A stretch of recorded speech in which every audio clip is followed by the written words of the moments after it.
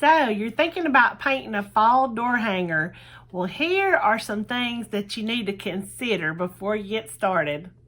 Hey y'all, I'm Nicole at King Gap Creatives, and if you are a beginner painter or if you just like painting with a paint tracer template, then you're in the right place. This is a great place to not only find lots of new and unique templates that you can't find anywhere else, but it's also a good place to get some tutorials on how to use those tracers. So if you're interested in that, please hit that subscribe button so that you don't miss a thing.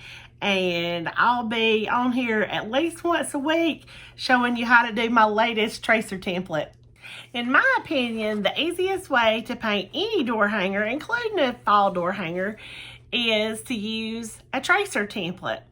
But the thing is, not all tracer templates are created equal, so you need to choose the right one. And so I recommend finding one that has nice, clean lines like this. You don't want a tracer that has a million tiny, confusing lines. You want one that you can tell exactly what's what when you start to paint. So that is one of the first things that I look for in choosing a tracer, or when I'm making a tracer, I like to make sure my lines are nice and clean. The second thing to remember is that your door hanger doesn't have to have words. Something like this can make a great fall door hanger. And even if a tracer that you find does have words, you can just skip tracing the wording when you go to trace with your graphite paper. And one thing that I particularly like about a tracer that doesn't have words is that you can also use that with a canvas to just use for fall decorations anywhere in your home. And it's good to have that option. The third thing that you need to remember is that you don't have to run out and buy a ton of supplies. Let's talk about brushes for just a minute. These 3 brushes right here can do just about anything you need them to do. This 1-inch wash brush is great for painting backgrounds, but it is also really good when you turn it up on this edge.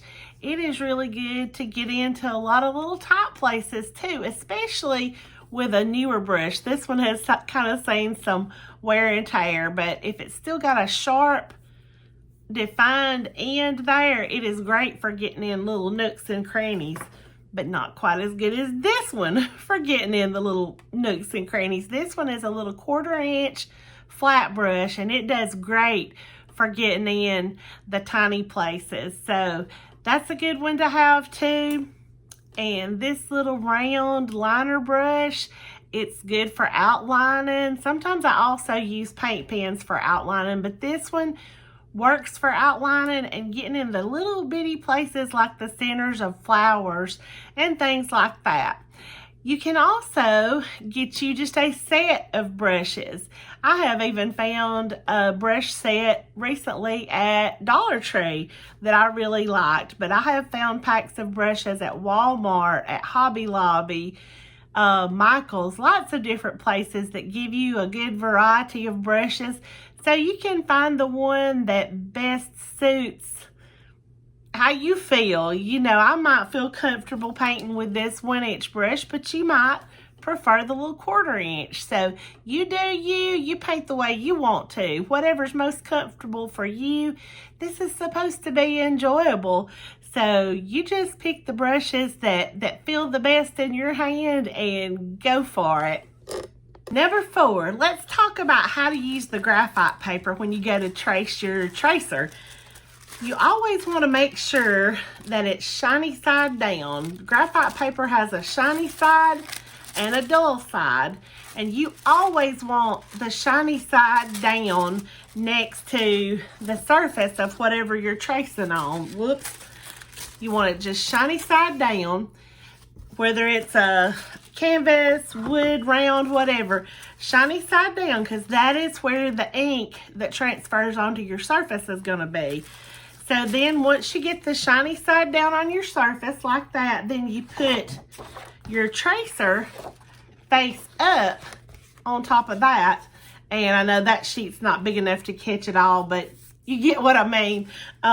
Put the tracer face up, and then you're just going to take a regular ink pen and go over that to get your lines. So it's really simple, but just always, always remember to put it shiny side down, because I have traced a really complex design before and pulled it back and there was nothing there because I didn't put it shiny side down. So it's a terrible feeling, especially when you have traced till your hand is a little achy and then you realize you didn't capture anything. So shiny side down. And the final thing to think about, and this is one that you definitely don't want to leave out because you've done all that work. You've picked your design, you've traced it, you've painted it. It looks pretty. You're impressed with yourself, but you want to protect your work.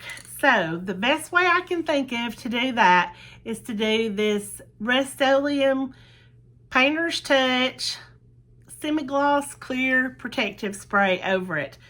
That is going to do two things for your project. Number one, it's going to make your painting look even better because it's just a sheen over it that just makes your brush strokes look better.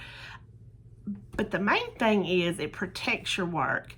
It seals it and protects it, because even if you're hanging a door hanger under a covered porch, the weather can still play havoc on your piece if you don't protect it. So just be sure to use some kind of clear coat on that to seal and protect. And I really prefer the Rust-Oleum, not only because it's about the least expensive I've been able to find, and I just order it in a 6-pack on Amazon because I use a lot of it for different door hangers, and I even use it to protect my canvases too. But yeah, it's really inexpensive and it does a really great job, and it's really, really easy to use. So that is what I recommend to protect your work. And those are the 5 things to keep in mind before you paint your fall door hanger. Now, jump in there, find that tracer template that you love, and get started painting. Fall's going to be here before we know it.